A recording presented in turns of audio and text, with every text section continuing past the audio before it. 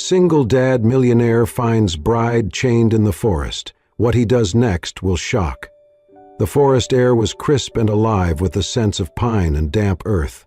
Birds chirped in the canopy above, while the soft crunch of boots on soil echoed quietly through the trees.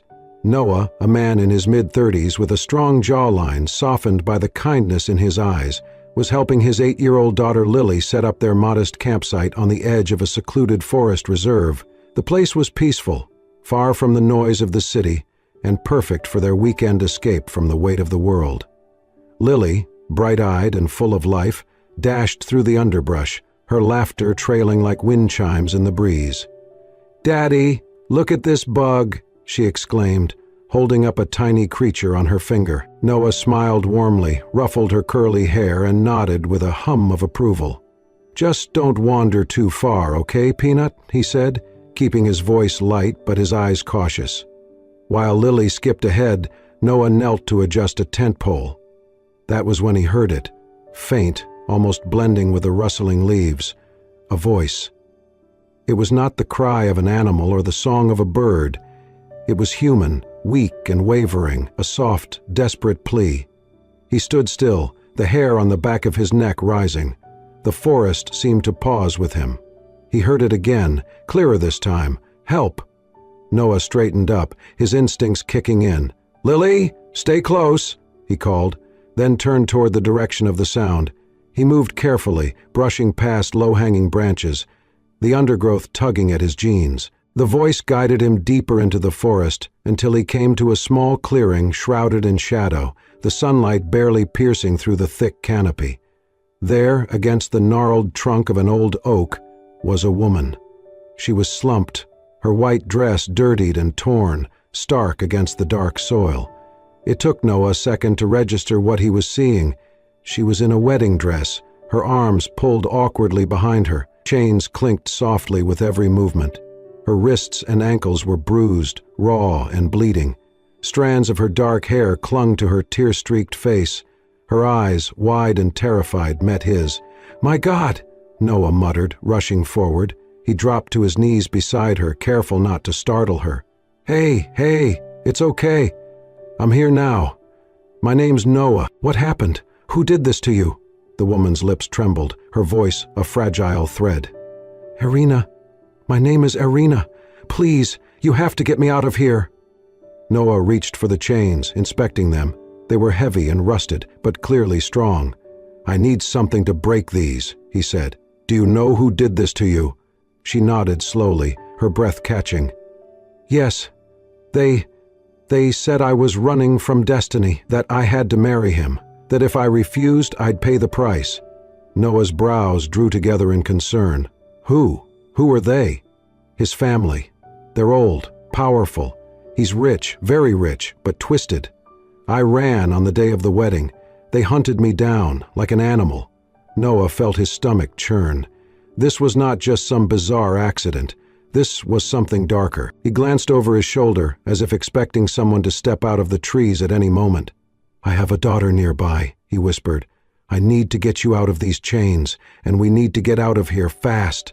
Irina shook her head, her voice dropping to a harsh whisper. "No, if you make noise, if you let them hear, they'll find us both. They're watching. Always watching." Noah looked into her eyes, seeing not just fear but a depth of trauma that made his chest tighten. "I won't let that happen," he said firmly. "I promise." He pulled out his multi-tool, the only thing he had on him. It was not meant for this kind of job, but he began working at the chains anyway, his fingers steady despite the rising tension. Irina's breathing grew rapid. She clutched at the base of the tree with her free hand. "Please, you do not understand. If they find me, they will drag me back, like a beast, like a caged animal."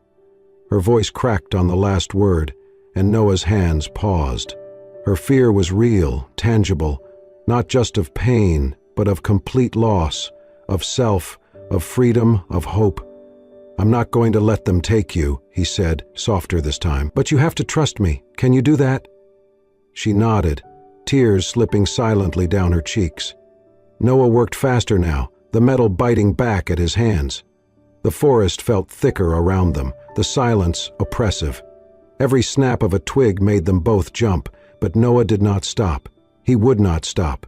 Because this woman, chained and bloodied, was not just a stranger anymore.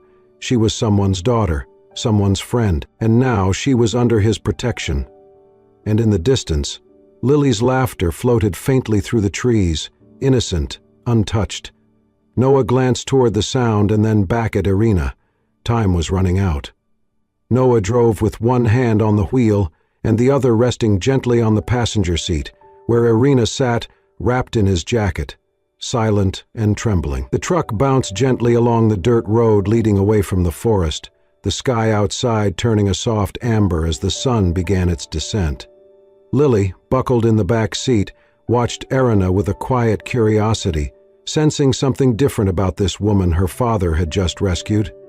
The drive to the farm felt longer than usual, heavy with unspoken fears and questions, but Noah kept his eyes forward, glancing at Irina only when the truck's headlights flickered against her pale skin, catching the shimmer of dried tears and bruises. When they arrived, Noah helped her into the house, guiding her gently to the couch in the cozy living room. The farmhouse was modest but warm, filled with wooden furniture, framed pictures, and the soft scent of cinnamon from the potpourri Lily liked to scatter around. "I'll get the first aid kit," Noah said, leaving her for a moment. Irina sat still, her fingers digging into the jacket's sleeves, eyes darting around the room as if she still expected someone to burst through the door. The room was too calm, too safe. It was almost unfamiliar. When Noah returned, he knelt beside her with practiced care. As he cleaned and dressed the wounds on her wrists and ankles, Irina flinched but said nothing, only watching him with cautious eyes. "You're good at this," she murmured, her voice hoarse. "I used to be a medic before—" He trailed off, taping down the last bandage. "Before you became a millionaire?" she asked, a hint of dry humor cutting through the fear. Noah chuckled softly. "Yeah, life's strange like that. What about you? What's your story?" Irina exhaled deeply, resting her head against the back of the couch. "I was supposed to marry a man named Thomas," she said, her voice low and even. "Comes from old money. Very old. He is powerful, connected in ways most people cannot imagine. I thought I could just leave when I said no, but they made it clear my refusal was an insult."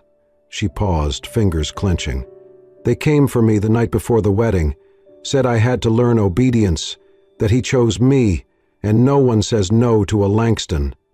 Noah's brows knit together. He knew the Langston name, real estate tycoons, whispered about in business circles, feared more than admired. "They change you like an animal," he said, voice low with anger. Irina nodded. "They said it was symbolic, that I needed to understand my place." Silence settled over them again, heavy and painful. Lily, sitting cross-legged on the floor with her favorite picture book, looked up and smiled at Irina. "You're really pretty," she said shyly. Irina blinked, surprised. "Thank you, sweetheart." Lily crawled closer, offering a flower she had picked earlier from the forest. "This is for you. I thought it looked lonely all by itself, but now it has a friend." Irina stared at the flower in her hand, her lips parting slightly. It was a small yellow wildflower, its petals slightly torn. Still, it was beautiful. "Thank you," she whispered, her voice catching. Noah watched as Irina's eyes shimmered. There was something raw and vulnerable in that moment, something he recognized. The ache of being wanted for who you are, not for what you can offer. The comfort of a child's simple, unconditional acceptance. "She does that," Noah said quietly. "Makes people feel like they belong." "I never had this," Irina said after a long pause. "Family, warmth, a home. Everything I knew was marble floors and cold glances. Affection only came with conditions." Noah nodded, understanding more than he let on. "You're safe here, I promise." She looked at him then, eyes sharp despite her exhaustion. "Do you understand what you are saying? If they find out I'm here, they won't just come for me." "I know," Noah said, "but I made a promise the moment I found you. I don't break promises." Irina studied him for a long time, then nodded slowly. For the first time since he met her, her shoulders eased, just a little. Lily leaned against her father's side, yawning. "Can she stay with us, Daddy?" Noah smiled softly. "For now, she's our guest, and we take care of our guests." Irina looked at Lily again, this tiny symbol of love and resilience, and something inside her began to shift. For the first time in a long time, she allowed herself to hope. The days that followed brought calm but never true peace. Irina never removed her shoes. No matter how soft the rug, how warm the sun that spilled through the farmhouse windows, she kept her sneakers laced tight, mud-crusted, ready. At night, while Noah read bedtime stories to Lily, Irina sat near the window, eyes flicking to the tree line beyond the fence. She memorized every creak of the floorboards, every shadow the moon cast on the porch, every shadow the moon cast on the back door, the garage, the shed behind the barn.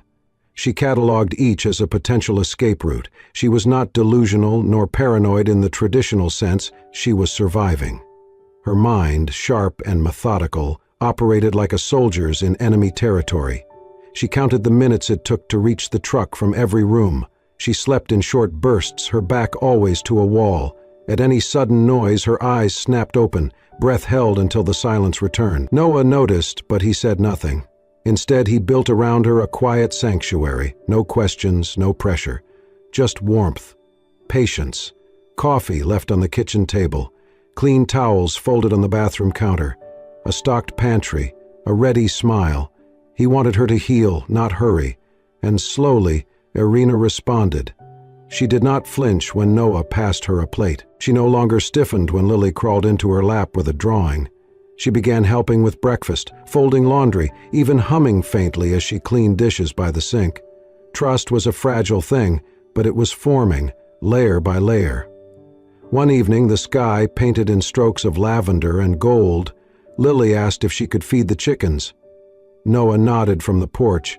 "Just stay near the coop, Peanut." Lily grinned and bounded off, her little boots kicking up dust. Irina stood by the railing, watching the field. "She's fearless," she murmured. Noah looked at her, his eyes gentle. "She's a lot like her mother was." A shadow passed Irina's face. "Is she gone?" Noah nodded slowly. "Car accident, 5 years ago." Irina said nothing for a moment, then offered a soft, "I'm sorry." "She would have liked you," Noah. She had a way of seeing through people's scars. Irina looked down at her hands, then to the horizon, where Lily's figure bounced in the tall grass. Minutes passed. Then they heard it. A scream. Noah's heart dropped. "Lily?" He sprinted down the steps, Irina just behind him, but when they reached the coop, Lily was not there. She was right there," Noah muttered, his voice tight. "Lily," Irina screamed, her voice slicing through the still evening air. She began running, frantically darting between trees, around the shed, her breathing erratic. "Lily, answer me!" Noah tried to calm her. "Irina, wait." She might have gone back around, but Irina could not hear him. Her hands clawed at shrubs, eyes wild. "No, no, no, not again!" "Irina," Noah grabbed her shoulders. "Look at me." She struggled against him, sobbing. "They took her, just like they took my sister. She was only 10. They said she wandered too far and she never came back, and I could not save her. The floodgate broke. Noah froze, realization hitting him like a punch to the chest.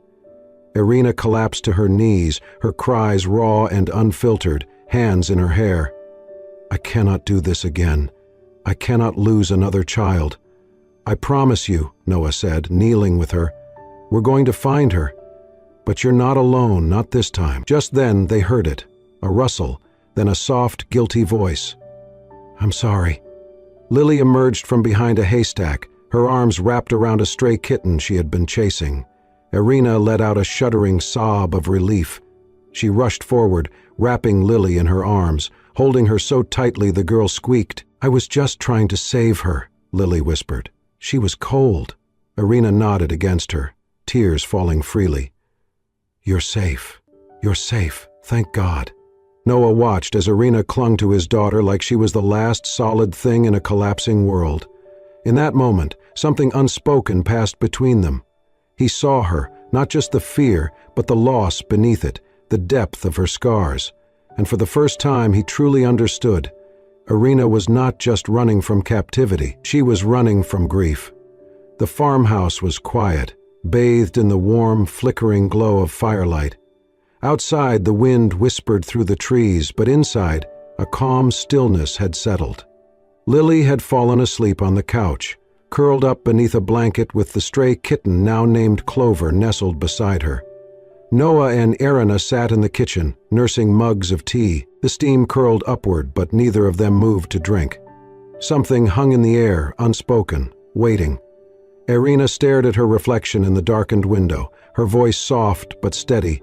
"You should know everything. You deserve to." Noah looked at her, silent, letting her lead. "Thomas Langston," she began, her fingers tightening around the mug, "is not just some spoiled heir. He is a man who has spent his entire life buying what he wants, and what he wanted was me." Her tone was devoid of drama, almost clinical. "I was 22. My mother had just died. I was alone, no family, no job. Thomas saw me at a gala I worked at as a server. He offered help, opportunity, said he saw potential in me." She gave a hollow smile. "What he saw was obedience." She paused, then continued. "At first, it was subtle. He gave me a place to stay, hired me a stylist, said it was all part of a mentorship. But soon, I had to ask for permission to leave the house. Friends disappeared. My phone was monitored. He would remind me, 'I saved you. I made you. Without me, you're nothing.'" Noah's jaw tensed. "That's not love. That's a prison." Irina nodded. "He used legal contracts, NDAs, property transfers, to tie everything back to him. Even my clothes were registered as his assets. When I tried to leave the first time, he had his lawyers threaten me, told me I'd disappear like others who forgot their place. And I believed him." Noah leaned forward. "Why you?" She hesitated, then answered. "Because I said no to him once, and Thomas Langston doesn't accept no. That made me his mission." A long breath escaped her. 2 years. I lived under cameras, guards, threats. He would shower me with gifts, then remind me I was nothing without him. The engagement was announced without asking me, the wedding date set. I played along because I was scared. She looked Noah dead in the eyes. "But the morning of the wedding, I saw my reflection in that dress. I saw a stranger, and something snapped. I ran. I knew I would not survive if I stayed." Noah swallowed hard, the weight of her words hitting like a stone. "And that's when they caught you?" She nodded. "In the woods. I tried to get to a bus station. I had a fake ID, cash hidden, but someone tipped them off. They dragged me back. I think they were going to keep me hidden until after the wedding and force a photo op, make it seem like I agreed after all." She closed her eyes. "I managed to slip the cuffs when the guards left. I ran again. That's when you found me." Noah reached across the table, gently placing his hand over hers. "You do not ever have to go back." Tears welled in her eyes. "You do not understand. Thomas will not stop. He will hunt me and anyone who helps me. He needs to make an example of me. I'm the bride who got away. That's not a story he can let exist." "I do understand," Noah said, voice firm. "I know what men like him are capable of. But I also know this, he has never met someone like me, and I will not let him win." Irina looked at him, emotion flooding her features. "Why? Why risk everything?" "Because you are not a possession," Noah said. "You're a person. And more than that, you're someone Lily already loves, someone I care about." Her breath caught. She looked away, then back at him, as if trying to hold the moment still. "I don't want to pull anyone down with me," she whispered. "I've spent so long running, expecting betrayal at every turn, but if there is anyone who has made me believe in people again, it's you." Noah's heart clenched. "I'm not a savior," he said, "but I will stand beside you, whatever comes. That's a promise." She nodded, the tear finally falling. And in the silence that followed, something shifted between them, something powerful, fragile, and unbreakable all at once. The days stretched into weeks, and the stillness of the countryside wrapped Irina in a kind of peace she had never known. The farmhouse, once unfamiliar and full of shadows, began to feel like a home. She no longer slept with her shoes on.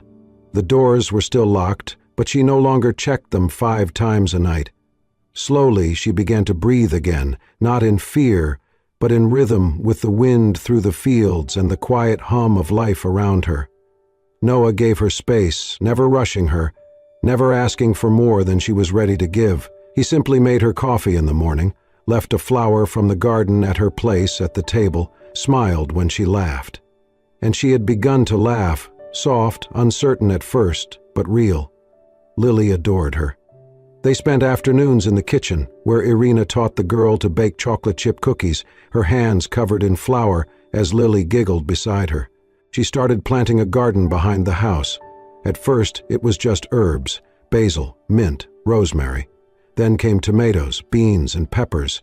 Noah helped her dig the soil, and Lily painted the plant markers with bright colors. The garden, like Irina, began to grow roots. One evening, as the 3 of them sat on the porch watching the fireflies blink across the fields, Irina turned to Noah. "I never thought I could feel this again. Not peace, not joy, not this." Noah looked at her, his voice gentle. "Neither did I." There was a quiet between them, thick with unspoken thoughts. Finally, Noah broke the silence. "I haven't told you everything," he said. "About me, about Lily's mom." Irina tilted her head, waiting. "She was my first love. We married young, too young. I thought we had everything, but she had other plans, other people." He rubbed his thumb along the edge of his coffee mug. "When she left, she didn't just walk out on me, she left Lily too. Said the world was too small here. Said we were holding her back." Irina's heart clenched. "I'm so sorry. I was angry for a long time. Not just at her, but at myself, for not seeing it, for believing in something that wasn't real." He glanced at her, his eyes soft. "I stopped trusting women, stopped letting anyone get close." "But you let me in," she whispered. "I did," he said, "because you didn't ask to be here, because you were honest, even when it hurt, and because I see you, not what happened to you, just you." Tears welled in her eyes, but she smiled through them. "And I see you too, Noah." That night, they lingered on the porch long after the stars had come out, their hands brushing as they sat side by side, not needing to rush the moment, just letting it unfold. But peace, as they both knew, is a fragile thing. A few days later, just before sunset, a delivery truck pulled into the driveway. Noah stepped out to greet the driver, who handed him a white garment bag and a small, ivory envelope. "It's for Miss Irina," the man said, then drove away. Noah frowned, the weight of the bag familiar and wrong. He brought it inside and found Irina in the kitchen with Lily, pulling a tray of cookies from the oven. The smell of vanilla and chocolate filled the room. "This just came for you," he said, setting the items on the counter. Irina's smile faltered the moment she saw the bag. Her hands began to tremble. She reached for the envelope first. It was sealed with a wax stamp, the Langston family crest. Her name was written in looping, elegant handwriting she recognized all too well. With trembling fingers, she opened it. A single card slid out, but read, "You can play house in the dirt for as long as you want, but you know how this ends. You belong to me.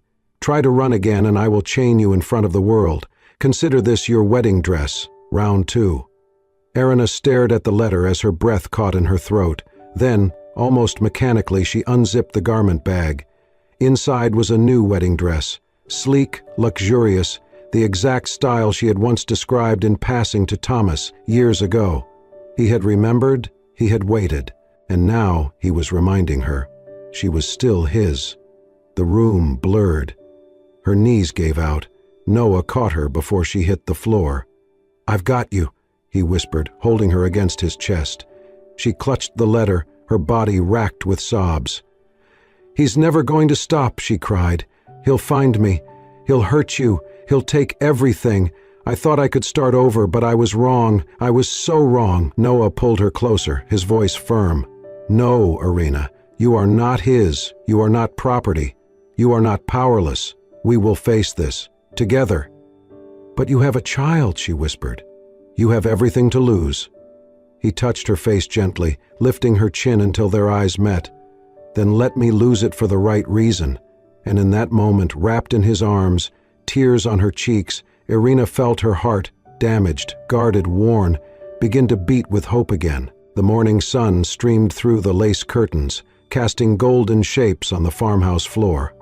Irina stood by the window, clutching a mug of cold tea. She was not watching the sunrise. She was staring down her past.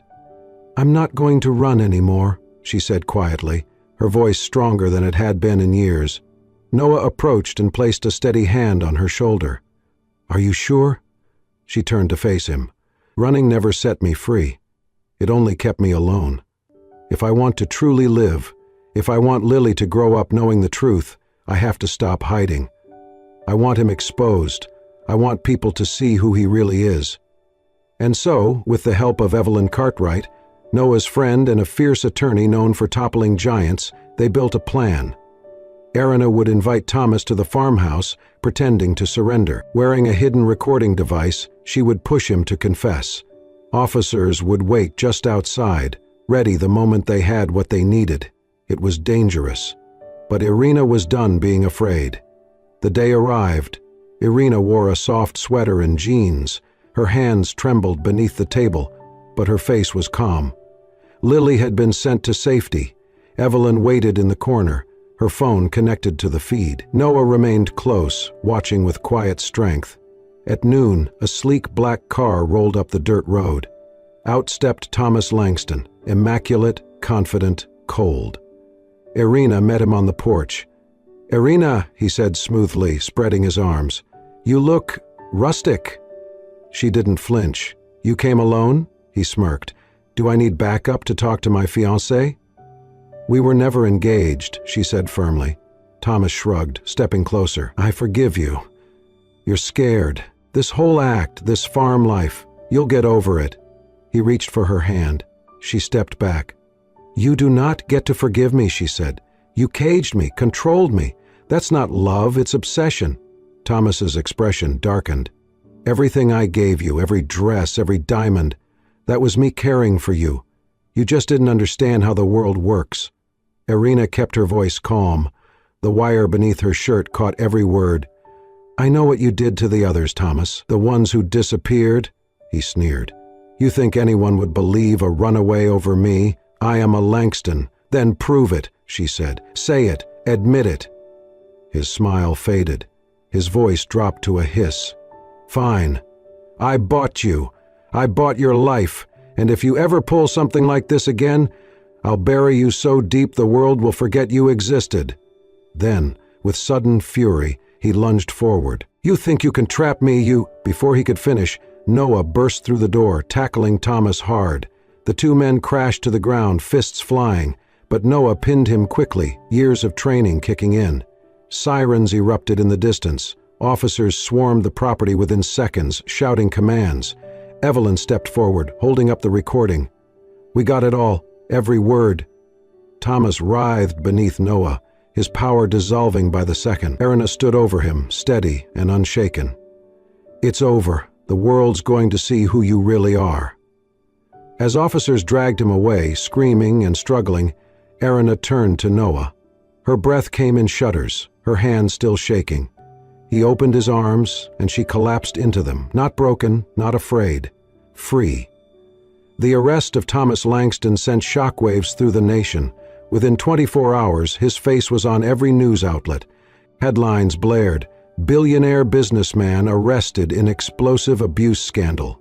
Video clips of him being led away in cuffs played on repeat across television screens and social media feeds. But the most powerful stories did not come from the media. They came from the women. One by one, survivors stepped forward. Voices that had been silenced by fear or buried beneath legal threats now rose in chorus. Former assistants, ex-fiancés, even household staff all shared chillingly similar stories of manipulation, control, and cruelty. The pattern was undeniable. Thomas Langston had operated in the shadows for years, believing himself untouchable. Not anymore. Thanks to the recording, Irina risked everything to capture.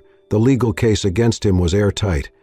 Evelyn, the attorney, worked tirelessly to secure not just protection for Irina, but rights for every survivor involved. Irina was granted full anonymity in the proceedings, a legal shield that allowed her to speak without fear of retaliation. She also retained the right to press civil charges, should she choose to. But more than legal victories, what Irina gained was peace. Life on the farm returned to its gentle rhythm. The garden she once planted in cautious silence now bloomed in vibrant rows. She walked barefoot on the porch in the morning sun, humming to herself as she made breakfast, and every day Lily raced to her side with drawings, stories, and flower-covered fingers from their latest kitchen adventure. "You're not scared anymore," Lily said one morning, peeking up at Irina with wide eyes. Irina knelt beside her, brushing a curl from her cheek. "No, sweetheart, I'm not." "Good," Lily said, hugging her tightly, "because I like this Irina best." Noah watched the exchange from the doorway, his heart swelling with a quiet joy he had not felt in years. Irina was not just healing, she was blooming, and in the quiet way of real love, his feelings had deepened with every day she stayed. There were no grand declarations, no burning confessions, just steady, certain steps toward each other, until they were no longer walking side by side, but hand in hand. The two of them carried it in silence as they walked in the park. For them, this was where the soul burned, hand in hand. Then, one evening, just as the sun dipped low and painted the sky in soft peach and lavender, Irina called Noah to the old oak tree near the garden. It was the same tree where, months ago, she had planted her first seeds with trembling hands. Now, it stood tall and serene, a silent witness to all that had passed. Noah approached, curious, wiping his hands on his jeans. Irina was standing beneath the branches, holding something small in her fingers. Her expression was calm, but her eyes shimmered in the fading light. "I want to show you something," she said. He stopped in front of her, and she gently took his hand. From her pocket she pulled a piece of old rope, frayed, weathered, and unmistakable. Noah froze, recognizing it immediately. "It's from the chains," she said softly. "The ones you cut when you found me. I kept a piece." He stared at it, his throat tightening. "I kept it," she continued, "not to remember the pain, but to remember the moment I chose to fight, to run, to live." Her voice trembled slightly, but she smiled. "And today, I want to turn it into something else." She looped the rope around his wrist, tying it gently. Her hands didn't shake. "Noah," she said, eyes never leaving his, "you found me when I was broken. You saw me not as a victim, but as someone worth saving. You gave me space to heal and the love to believe again. So now I'm choosing," she took a breath, steady and sure, "I choose freedom, and I choose you." Noah's breath caught. Tears pricked the corners of his eyes, and for a long moment he said nothing. Then he reached for her hand, lifted it to his lips and whispered, "Then I choose you too." They stood beneath the oak tree, the rope tied between them not as a symbol of bondage, but of rebirth. And as the wind rustled the leaves above them, the past finally let go. Irina had once been chained. Now she was free.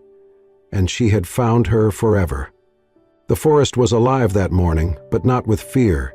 Birdsong danced through the treetops, and golden light filtered through the leaves, scattering dappled shadows on the ground below. In the very clearing where months ago Irina had been chained, bleeding, broken, and terrified, there now stood a small wooden archway wrapped in ivy and wildflowers, built by Noah's hands. Beneath it, two lives would join, not out of obligation, not from power or control, but by choice. Pure, sacred choice. The air smelled of pine and hope. Chairs were arranged in a simple half-circle around the arch, filled with only the closest of friends, those who had witnessed their journey. No opulence, no media, no pretense. Just truth. Irina stepped onto the forest path, her arm linked with Lily's, who carried a small basket overflowing with petals. Her dress was not what fashion magazines would call couture. It was soft ivory linen, flowing and free, stitched with care by a seamstress who understood the soul behind the request. The dress moved with her, light and graceful, reflecting the woman she had become, grounded, radiant, and whole. Lily ran ahead, tossing petals into the air with sheer joy, giggling as they landed in soft arcs along the path. "Hurry, Irina," she called over her shoulder.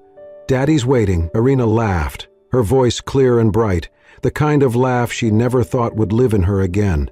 Each step forward was a silent triumph. Every tree that once loomed as a witness to her pain now stood as a testament to her healing. At the end of the aisle stood Noah, in a simple shirt and vest, his eyes never leaving hers. When their gazes met, everything else fell away. He took her hand as she reached him, and they stood beneath the arch in silence for a moment, just breathing, just smiling. Then Irina turned to their small gathering, her voice steady but full of emotion. "There was a time," she began, "when I believed freedom was just about escape, about distance, about running fast enough so no one could catch me." She looked around, her eyes pausing on the tree where the rusted chains had once hung. "But I learned something here," she continued. "I learned that true freedom isn't running, it's choosing. Choosing to love even when your heart has known hurt, choosing to trust even after betrayal, choosing to stay when every fear tells you to leave." She turned to Noah, her hand finding his. "I choose you," she said, "not because I need saving, but because when I saved myself, you were there, waiting with open arms. You taught me that the past may shape us, but it does not define us, and that love, real love, is not possession, it's partnership. It's peace." Noah's voice was thick with emotion as he replied, "And I choose you, not in spite of your past, but because of your strength, your truth, your fire. You've taught me how to believe again, in love, in loyalty, in something that lasts." Lily clapped and cheered, running to hug them both before the final words were spoken. When the vows were complete, when the first kiss as husband and wife had been shared beneath the canopy of the forest, the guests rose in applause. But for Irina and Noah, the loudest sound was their hearts beating together, finally unchained. The sun climbed higher, spilling warm light through the branches as the small gathering moved into a quiet celebration. There was no band, no ballrooms, just a wooden table laid with simple food, laughter echoing through the woods, and the soft strum of a guitar played by one of Noah's old friends. As the sun dipped lower, casting the clearing in amber, Noah helped Irina onto the back of a chestnut horse, Lily already perched in front. He climbed up behind them, wrapping his arms around the two women who had come to mean everything. With a gentle nudge, the horse stepped forward, hooves crunching over leaves and memories. They rode slowly through the forest, past the old oak tree, past the shadows that once swallowed Irina whole. But this time, the darkness did not feel threatening. This time, light streamed through every corner. Irina leaned into Noah's chest, her hand holding Lily's. She had been chained, she had been hunted, she had been hurt. But now she was free. And freedom had never looked more beautiful. As the final rays of sunlight kissed the forest floor and the sound of hooves faded gently into the golden hush of evening, one truth remained. Love, when chosen freely, becomes the most powerful force of all. Irina's journey was not just about survival. It was about reclaiming her voice, her life, and her heart. From the shadows of captivity to the light of a love built on trust and truth, she found her freedom not by running, but by standing still and choosing to love again. And in doing so, she didn't just change her story, she wrote a new one. If this story touched your heart, made you believe in hope, or reminded you that healing is possible, please take a moment to subscribe to Soul Stirring Stories. Here, we share powerful, emotional journeys that uplift, inspire, and remind us all of the strength within the human spirit. Thank you for watching, and remember, sometimes, the most beautiful stories begin right where everything once fell apart.